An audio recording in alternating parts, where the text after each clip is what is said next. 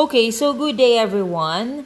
Today, let us talk about the ways on how we can prepare the emotional space for our learners.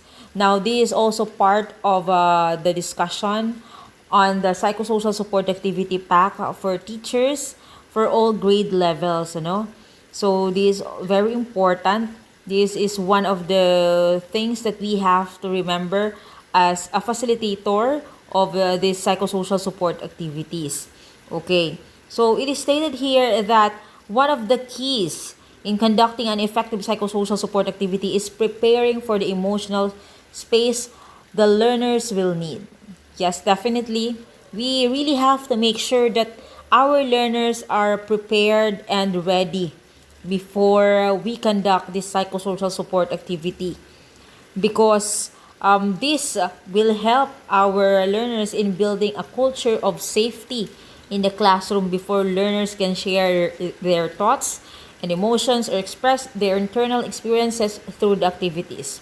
So mag-share lang ang mga bata sa atin, sa mga kaklase niya, magpa-participate lang siya pag na-feel niya at nalaman niya na siya ay safe, sa classroom. So, ang tinutukoy nating safety dito is hindi lamang physical safety, kasi kasama na yon syempre. Pero ang tinutukoy natin dito is yung tinatawag nating emotional safety. Like, dapat ma-feel ng bata na talagang ang mga makikinig sa sharing niya ay ready, makinig, at tanggap kung ano man ang sasabihin niya at walang threat sa mga sasabihin niya, okay? So, ibig sabihin, the learner will feel comfortable, while sharing. So, that's why it's very important to know the emotional space and how we're going to build this.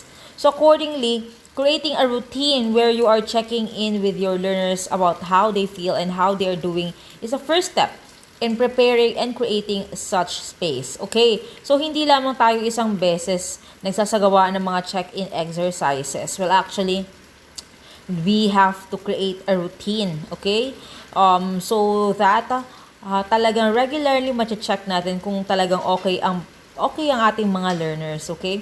So, well, actually, may mga pinrepare ako mga mood check or mga check-in exercises para po sa ating mga learners. So, you can use all of them one at a time, syempre. Okay, pero ibig sabihin, aside sa na-check mo na ang feelings, ang mood ng mga estudyante mo, so parang nagkaroon ka din sa kanila ng energizer activity or parang icebreaker, kumbaga. Okay, so pero ang pinaka-purpose mo talaga is to check their feelings. Now, we have here some of the things that you can use or important components to take note of how you can help our learners, and this will also help you in your preparatory task as a facilitator. Now, we have here the first one is the emotions chart. Okay, so napakadali lang naman ito at simple lang naman ito wherein you're going to create a poster that you can point to or create a section on your blackboard where you can draw the emoticons.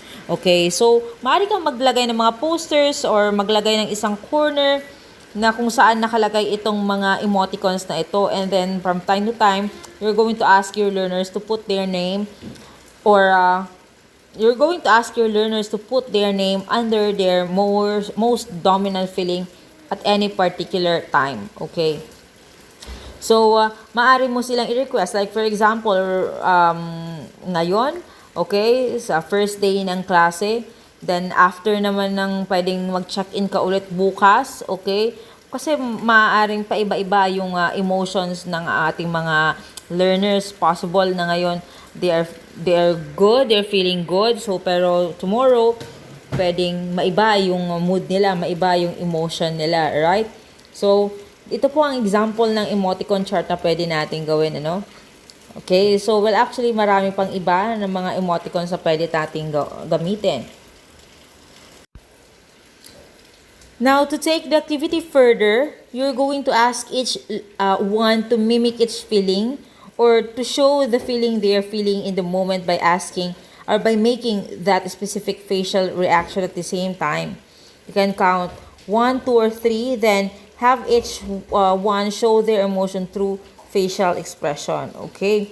So mimicking also is one way of teaching our learners to be more sensitive and be more accepting of what others are feeling. So, dito marirealize nila, okay lang kahit na ganyan ang nararamdaman ng isang tao because this shall pass, okay?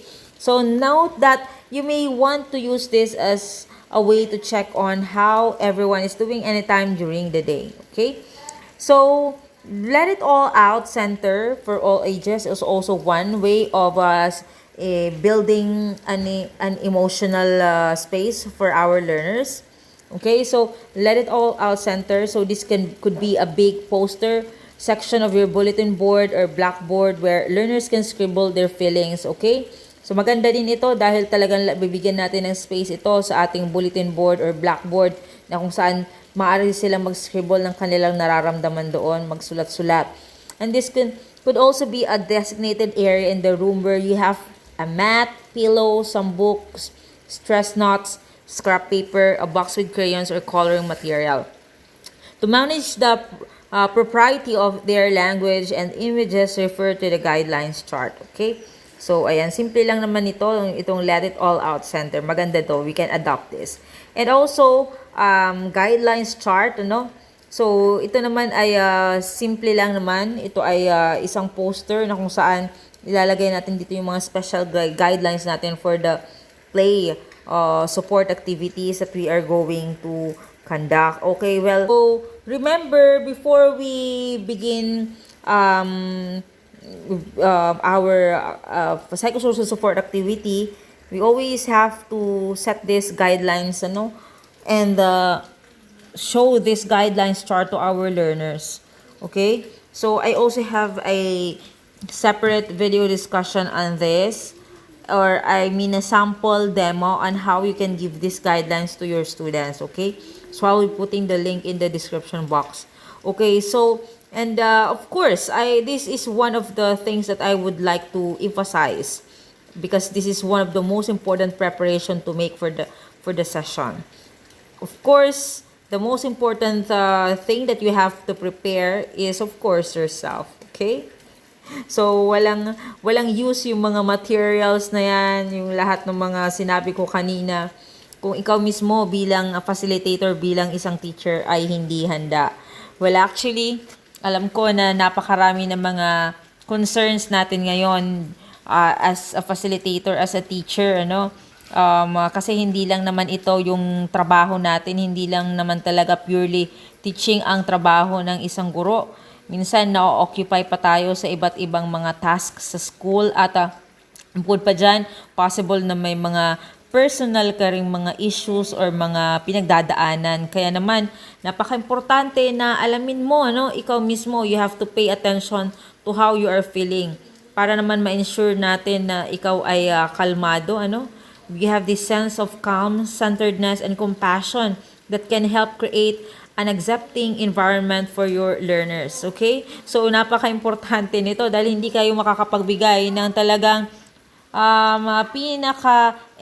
the best na psychosocial support kung ikaw mismo ay hindi okay. Although, sabi nga natin, diba, it's okay not to be okay, but not during psychosocial support activities. Okay? You have to be okay as a facilitator during the psychosocial support activities, ano? Kaya naman, sabi dito, many times we naturally carry some feelings from work or home into our classrooms. Totoo ito. At ito nga, nagkakaroon tayo sometimes ng tinatawag na mga defense mechanism na displacement. Alam mo yun, yung galit mo sa isang tao or yung frustration mo sa iba ay maaring maibaling mo sa yung mga estudyante.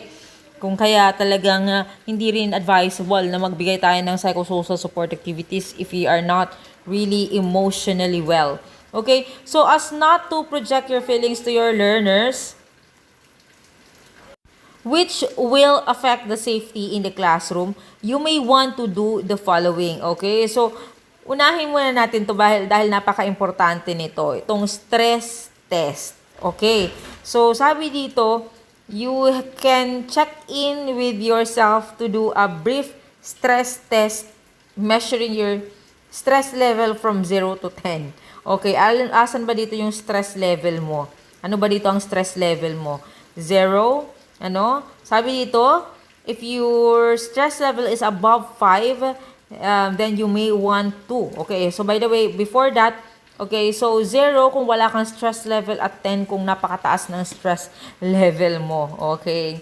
0 kung walang ka-stress. Pero sabi dito, kung above 5, ang score mo dito, ang sinagot mo, okay, ang pwede daw natin gawin bilang facilitator ay to take some deep breaths and center yourself. Okay? So, napaka-importante nitong huminga, inhale, and exhale. Okay? And then, try to calm yourself, no? Pay attention to tension in your body and breathe into the tension to relax your muscles, especially your facial expression, okay? So maganda to na bago ka humarap sa klase mo, talagang kalmado ka, ano? At talagang relax ang iyong katawan, ang iyong facial muscles. Notice if you are thinking thoughts if you are thinking thoughts that will distract you from being the compassionate presence your learners need, and set them aside in an imaginary shelf or box that you can come back to later. Okay? So, well, actually, I think, applicable ito sa kahit na anong gagawin natin bilang guro, ano? So, maaaring sabihin mo na, bago naman talaga magbigay ako ng formal lesson, isinasantabi ko muna ang aking mga problema. Well, tama po yan. Okay? Pero kung ginagawa natin yan during regular subjects, mas lalo na po dito sa psychosocial support activities, sa pag-conduct natin ng psychosocial support activities.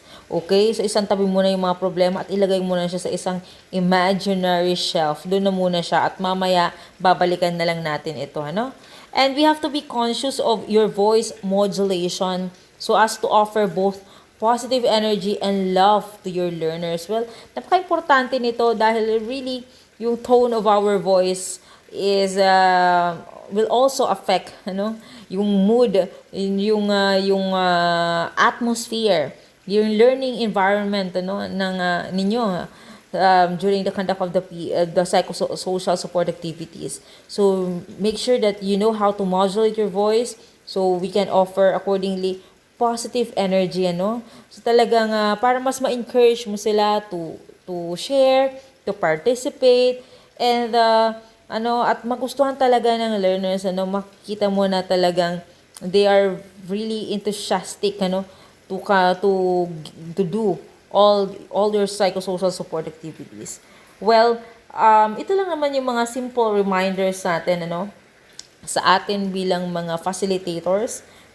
Please check in with yourself and do this stress test activity before you begin giving these psychosocial support activities. Well, again, these are the things that we have to prepare for the emotional space of our learners. Hope you learned something from our video today, and please do not forget to subscribe to our channel, Your Guidance Counselor. Thank you so much.